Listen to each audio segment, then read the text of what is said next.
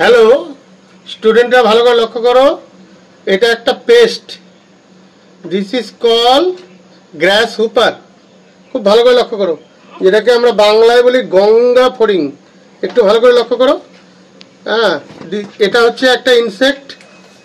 এটা হচ্ছে গ্রিন প্ল্যান্টের প্রচুর ক্ষতি করে, অর্থাৎ ধান বা অন্যান্য সবুজ ফসলগুলোকে এরা একদম পাল ধরে চলে আসবে একসাথে ঝাঁকে ঝাঁকে, এবং কিছুক্ষণের মধ্যেই সেগুলোকে শেষ করে দেবে, খেয়ে নেয় এক কথায়। তাহলে এটা হচ্ছে গঙ্গা ফড়িং, যেটাকে বলছে গ্রাস হপার।